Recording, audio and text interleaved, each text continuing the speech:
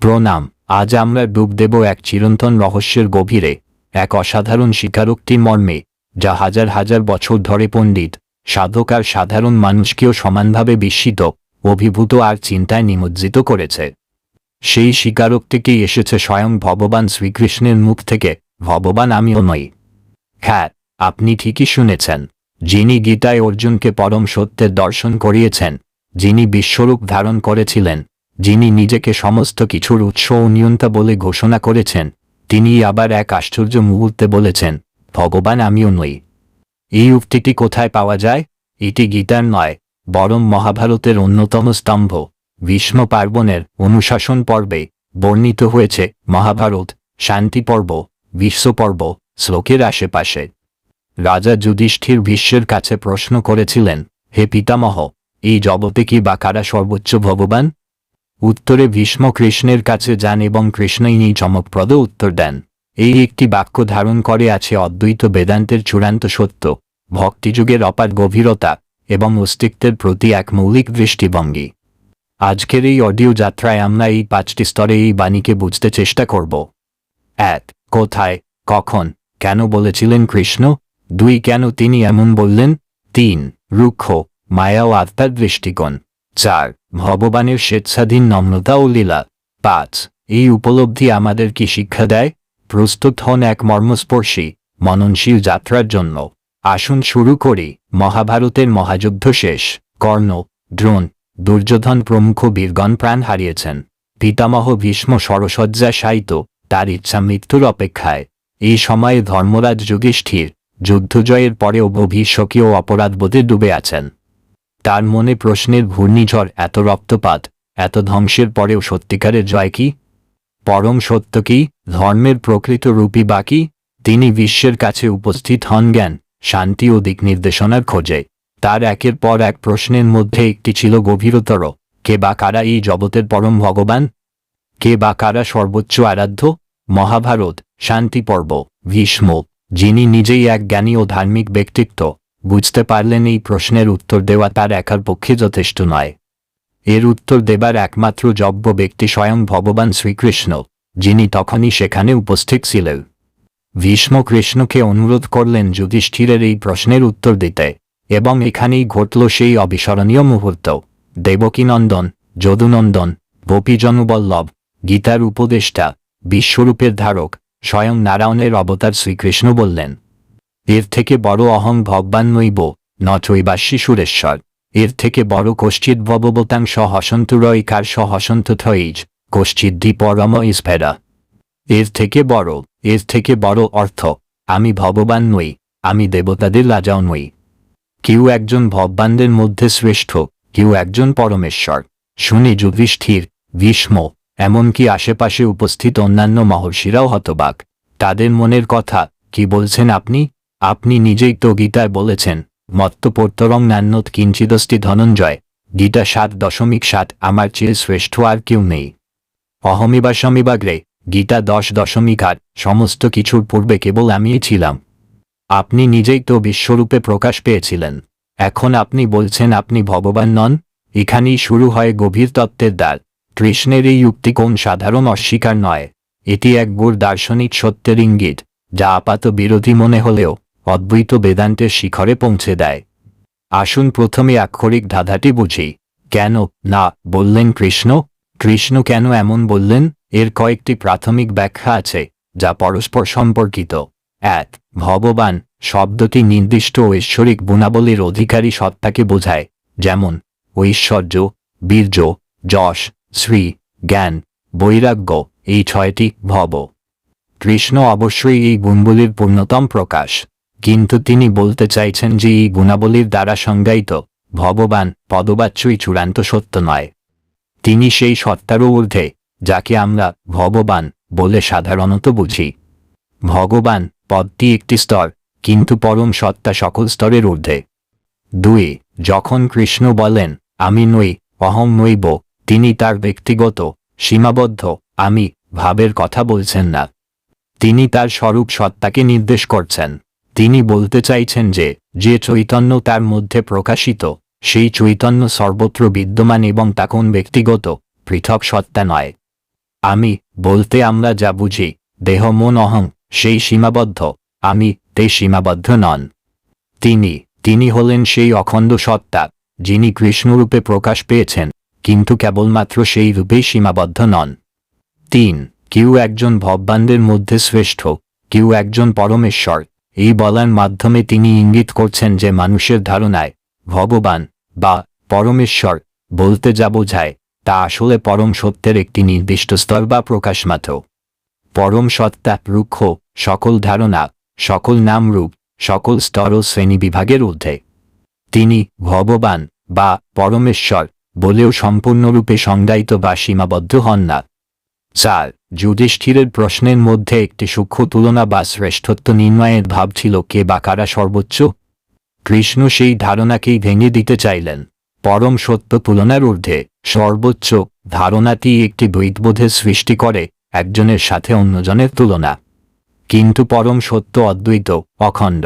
সেখানে আমি শ্রেষ্ঠ, তিনি শ্রেষ্ঠ, এই জাতীয় কোন বিভাজন নেই। সবই সেই এক অখণ্ড ব্রহ্মের প্রকাশ। এই আক্ষরিক ব্যাখ্যা আমাদের দার্শনিক গভীরতার দ্বারপ্রান্তে নিয়ে আসে। এখন ডুব দেই অদ্বৈত বেদান্তের অতলান্তে, যার আলোকে কৃষ্ণের এই বাণী পূর্ণমাত্রায় উদ্ভাসিত হয়। রুক্ষ, মায়া ও আত্মার মহিমা। অদ্বৈত বেদান্ত, যা মহর্ষি আদি শঙ্করাচার্য কর্তৃক পূর্ণরূপে প্রকাশিত, তার মূল সিদ্ধান্ত হল রুক্ষ সত্যং জবন মিথ্যাজিও ব্রহ্মৈব নাপর।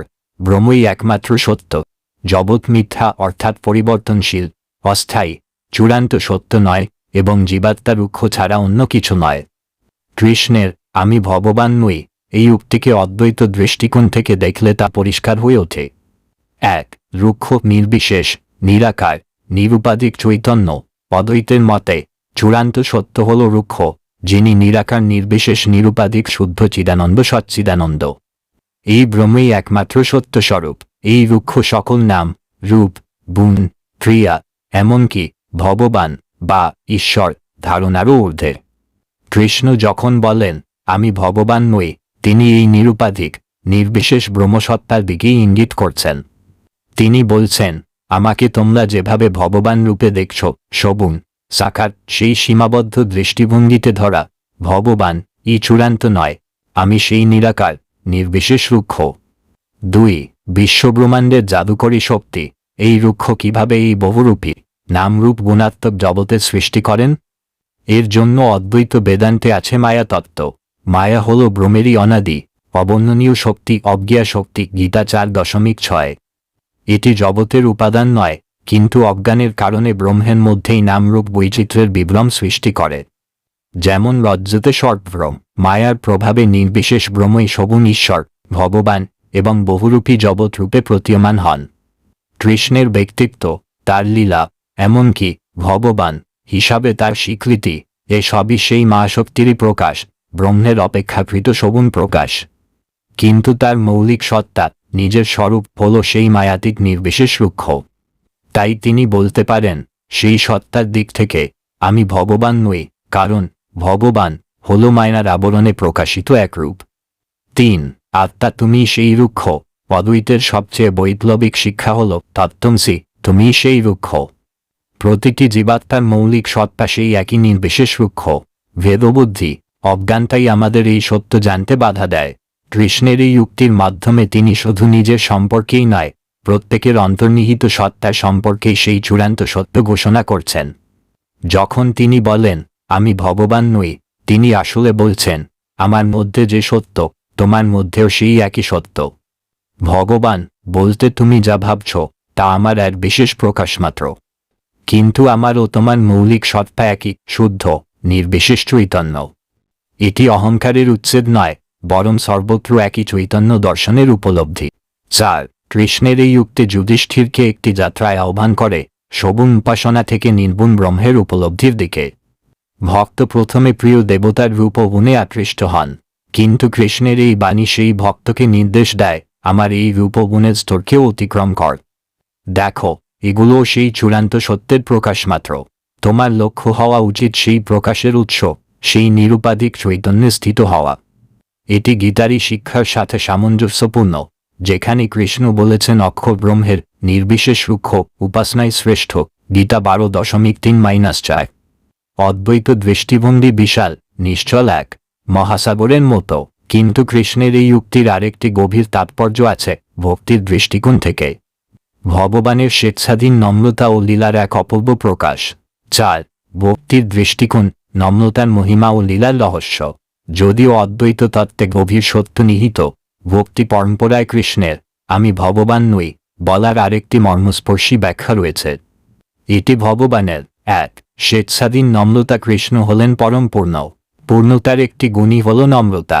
ঈশ্বরের নম্রতা মানব নম্রতা থেকে ভিন্ন। এটি কোন কমতির লক্ষণ নয়, বরং অনন্ত ঐশ্বর্যের প্রকাশ, যা নিজেকে হ্রাস করে দেখাতে বা লুকিয়ে রাখতে পারে।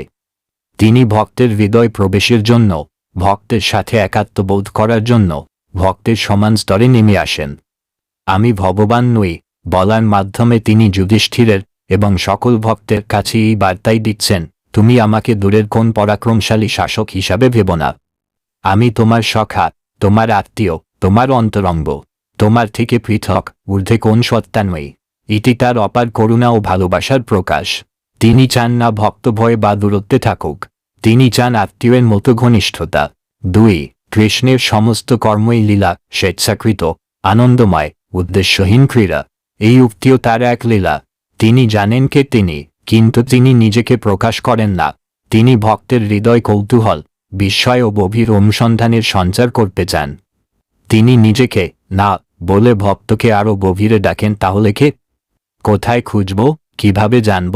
এই অনুসন্ধানই ভক্তিকে পরম সত্যের কাছে নিয়ে যায়। এটি এক দিব্য খেলা। 3. এক বিস্ময়কর ব্যাখ্যা হল কৃষ্ণ নিজেকে ভক্তের হাতে সমর্পণ করেন। ভক্ত যখন কৃষ্ণকে আমার ভগবান, আমার প্রভু, আমার প্রিয়তম বলে ডাকে এবং সেই বিশ্বাসে দৃঢ় হয়, তখন কৃষ্ণ স্বয়ং নিজেকে সেই ভক্তের জন্য ভগবান হিসাবে প্রতিষ্ঠিত করতে বাধ্য হন। ভক্তের ভক্তি তাকে ভগবান রূপে প্রকাশিত করে, কিন্তু কৃষ্ণের নিজের স্বরূপে সেই ভক্তের এই ধারণার ঊর্ধ্বে থাকার ক্ষমতাও আছে। তাই তিনি বলতে পারেন সেই চূড়ান্ত স্বাধীনতার স্তর থেকে, আমি ভগবান নই, কারণ তিনি ভক্তের ধারণার অধীন নন, তিনি তা অতিক্রম করেন। আবার ভক্তের ভক্তি তাকে সেই ভক্তের হৃদয়ে ভগবান রূপেই প্রতিষ্ঠিত করে। এটি এক অপূর্ব দ্বৈত অদ্বৈতের সমন্বয়। 4. কৃষ্ণের জীবনে বারবার দেখা গেছে তিনি তার ঐশ্বর্য লুকিয়ে রাখতেন, ব্রজে গোপাল রূপে, দ্বারকায় রাজনীতিবিদ রূপে, কুরুক্ষেত্রে সারথী রূপে। আমি ভগবান নই বলাও এই মহিমা লুকানোরই একটি প্রকাশ। তিনি চান মানুষ তার অন্তরঙ্গ সৌহার্দ্য, তার প্রেম, তার নীতিক জ্ঞান, তার চরিত্রের মহিমাকে দেখুক, কেবল অলৌকিক শক্তির প্রদর্শনীতে মোহিত না হয়। এই লুকানোর মধ্যেই তার সত্যিকার মহিমা প্রকাশ পায়। ভক্তের হৃদয়ে এই নম্রতা ও লীলায় গলে যায়। কিন্তু কৃষ্ণের এই শিক্ষা শুধু দার্শনিক বা ভক্তিমূলক জগতেই সীমাবদ্ধ নয়, এর আমাদের দৈনন্দিন জীবনে গভীর প্রাসঙ্গিকতা আছে। কৃষ্ণের আমি ভগবান নই এই বাণী শুধু ধর্মীয় আলোচনার বিষয় নয়, এটি আমাদের ব্যক্তিগত বিকাশ, আত্মোপলব্ধি এবং জীবনযাপনের ক্ষেত্রে এক শক্তিশালী আলোকবর্তিকা। 1. আমি ভগবান নই এই বাক্যটি নিজের ভেতর ধারণ করলে অহংকারের মূলোৎপাটন হয়।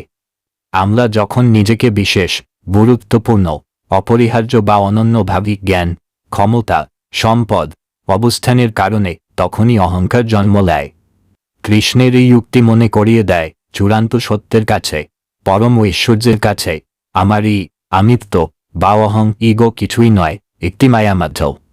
যিনি সত্যিকারের সর্বশ্রেষ্ঠ তিনিই নিজেকে নই বলেছেন। তাহলে আমার অহংকারের স্থান কোথায়? এটি আমাদের বিনয়ী হতে শেখায়। 2. কৃষ্ণ যদি নিজেকে ভগবান না বলে তার স্বরূপ সত্তার দিক নির্দেশ করেন, যা সকলের মধ্যে বিদ্যমান, তাহলে এর অর্থ হল প্রত্যেক মানুষের মধ্যে, প্রতিটি জীবের মধ্যে সেই একই চৈতন্য, আত্মা, রুক্ষ বিরাজমান। আমি ভগবান নই, আসলে তুমিও সেই, সেও সেই, সবই সেই বলারই অপর নাম। এটি আমাদের সকলের প্রতি শ্রদ্ধা, সম্মান ও দৃষ্টিভঙ্গির পরিবর্তন আনে। আমরা অন্যদের কেবল দেহ বা ব্যক্তিত্ব হিসাবে না দেখে তাদের অন্তর্নিহিত ঐশ্বর্য দেখতে শিখি। 3. আমরা প্রায়শই নিজের সাফল্য, ক্ষমতা, সম্পদ, সম্পর্ক বা এমনকি আধ্যাত্মিক অবস্থান নিয়েও আসক্ত হয়ে পড়ি। আমার জ্ঞান, আমার ভক্তি, আমার সাধনা, এই আমার ভাবনাই বন্ধন তৈরি করে। কৃষ্ণের এই উক্তি মনে করিয়ে দেয় এই সব কিছুই সেই পরম সত্তার প্রকাশ বা তার দান, আমার ব্যক্তিগত অধিকার কিছুই নয়। এই উপলব্ধি আসক্তি ছিন্ন করে, মুক্তির পথ প্রশস্ত করে। 4. কৃষ্ণ ভগবান নই বলে আমাদের সগুণ রুক্ষ থেকে নির্গুণ রুক্ষ এর দিকে মনোযোগ আকর্ষণ করেন। আমাদের আধ্যাত্মিক সাধনার লক্ষ্য শুধু প্রার্থনা বা আনুষ্ঠানিক উপাসনায় সীমাবদ্ধ না রেখে নিজের আত্মস্বরূপে সেই চৈতন্য আনন্দে স্থিত হওয়া। ভক্তি হল পথ, লক্ষ্য হল আত্মা ও পরমাত্মার ঐক্যানুভূতি বা অদ্বৈত জ্ঞান। 5. কৃষ্ণের এই নম্রতা দেখিয়ে দেয় সত্যিকারের শক্তি নম্রতায় প্রকাশ পায়, অহংকারী নয়। ক্ষমতাবান হওয়ার অর্থ অন্যদের দমন করা নয়, বরং তাদের উন্নতিতে সাহায্য করা, তাদের সম্মান করা। নিজের ক্ষমতা বা অবস্থান নিয়ে গর্ব না করে তা দিয়ে সেবা করাই হল কৃষ্ণের এই শিক্ষার মর্ম। 6. এই উপলব্ধি যে আমি অহং দেহ মন চূড়ান্ত নই এবং আমার মৌলিক সত্তা সেই অপরিবর্তনশীল শাশ্বত চৈতন্য এক গভীর শান্তি ও নিরাপত্তাবোধ আনে। জীবনের উত্থান পতন, সাফল্য ব্যর্থতা, সুখ দুঃখ সেই চৈতন্যের পটভূমিকায় ঘটমান ঘটনা মাত্র। আমি সেই চৈতন্য, ঘটনা নই। এই জ্ঞান ভয়, উদ্বেগ ও দুঃখ থেকে মুক্তি দেয়। ভগবান আমিও নই শ্রীকৃষ্ণের এই স্বীকারোক্তি তাই কোন সাধারণ অস্বীকার নয়। এটি যা সকল ধারণা, নাম, রূপ, গুণ ও দ্বৈতবোধের ঊর্ধ্বে প্রুক্ষ। অদ্বৈত বেদান্তের মর্মকথা অহং নাশ, সর্বত্র এক চৈতন্য। ভগবানের অপার নম্রতা ও প্রেমের প্রকাশ ভক্তের সাথে অন্তরঙ্গতা কামনা। এক দিব্য লীলা ভক্তকে গভীরতর সত্যের সন্ধানে প্রেরণা দেওয়া। জীবন পরিবর্তনের মন্ত্র অহংকার দূর করে, সকলের মধ্যে ঐশ্বর্য দর্শন করে, আসক্তিমুক্ত হয়ে চূড়ান্ত আত্মস্বরূপে স্থিত হওয়ার পথনির্দেশ।